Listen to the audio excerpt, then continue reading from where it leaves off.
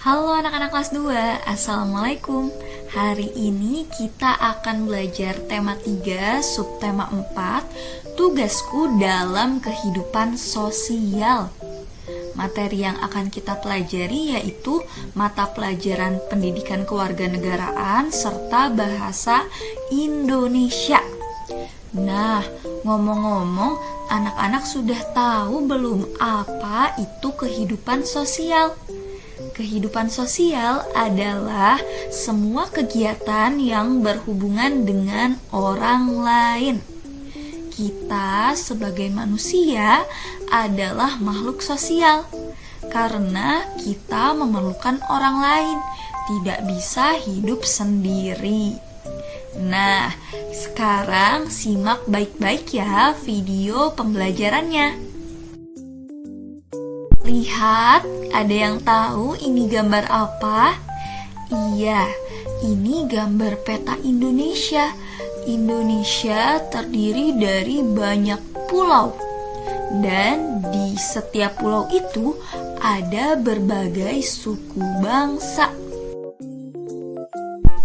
Sekarang mari kita mengenal keberagaman suku bangsa di Indonesia.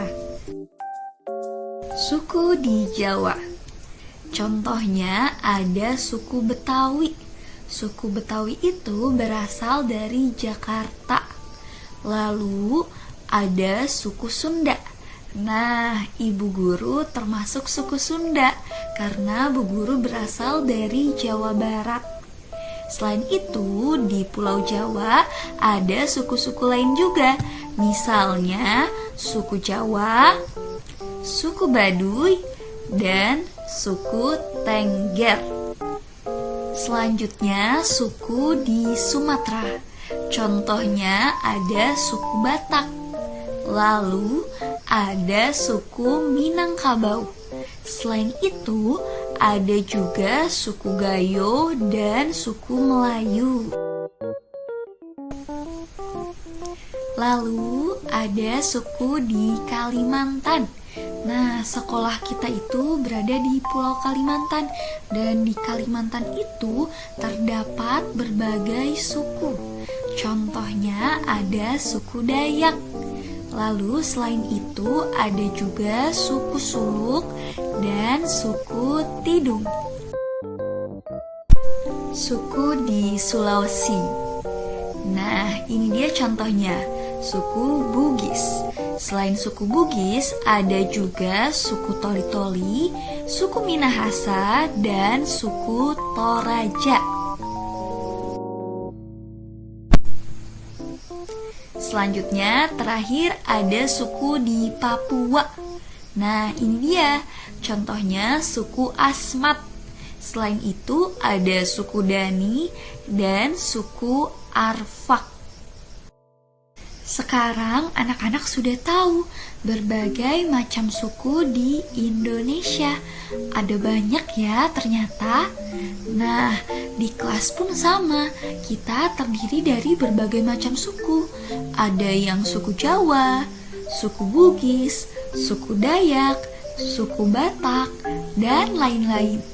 Yang perlu anak-anak ingat adalah meskipun berbeda suku, kita tetap harus saling menghargai.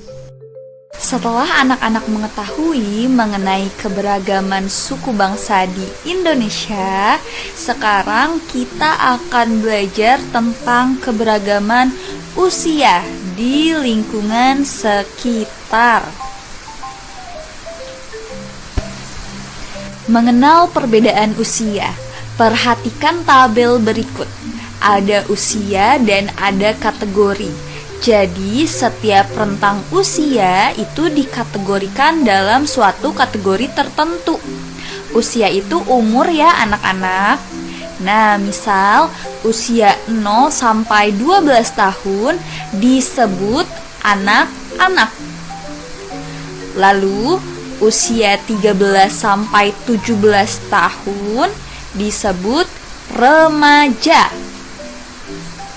Nah, terakhir usia 18 tahun ke atas, yaitu 18 tahun sampai seterusnya, itu disebut dewasa.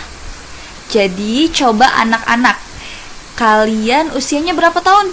Rata-rata usianya 8 tahun ya. Nah, kalau usia 8 tahun itu dikategorikan sebagai apa? Iya, sebagai anak-anak. Sedangkan Bu Guru usianya 24 tahun. Berarti Bu Guru termasuk kategori apa? Iya, termasuk kategori dewasa. Nah, kalau kalian sudah paham sampai sini, Bu Guru mau kasih pertanyaan. Perhatikan slide berikut. Lihat, ada foto laki-laki. Usianya 5 tahun.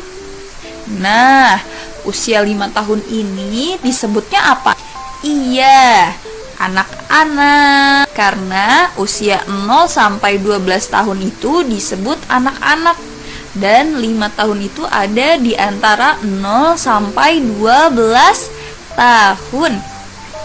Selanjutnya, ada seorang laki-laki juga. Usianya 16 tahun. Kalau usia 16 tahun itu termasuk kategori apa ya? Termasuk kategori remaja atau dewasa? Ingat-ingat lagi. Usia 12 sampai 17 tahun disebut remaja. Nah, usia 16 tahun itu ada di antara kategori tersebut. Maka anak ini disebut remaja. Terakhir, ada foto seorang laki-laki juga. Usianya 30 tahun. Kalau usia 30 tahun disebutnya apa ya? Iya, disebutnya dewasa. Karena tadi diingat kalau 18 tahun ke atas termasuk kategori orang dewasa. Sekarang anak-anak sudah paham ya tentang perbedaan usia. Selanjutnya kita akan belajar menemukan persamaan arti kata, dalam kurung sinonim. Jadi, apa itu sinonim?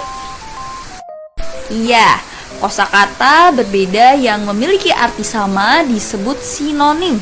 Jadi, anak-anak sadar tidak bahwa ada beberapa kata yang memiliki arti yang sama. Contoh ya, misalnya membantu. Ayo, siapa yang tahu kata yang sama artinya dengan membantu? Lihat, apakah meminjam? Membantu sama meminjam sama tidak? Atau memberi? Atau menolong? Mana kata yang sama artinya dengan kata membantu? Ya, pinter, yaitu kata menolong. Jadi sinonim dari kata membantu adalah menolong. Pinter. Lanjut lagi ya contohnya.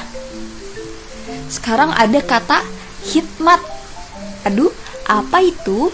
Nah, kalau kalian upacara setiap hari Senin di sekolah harus khidmat.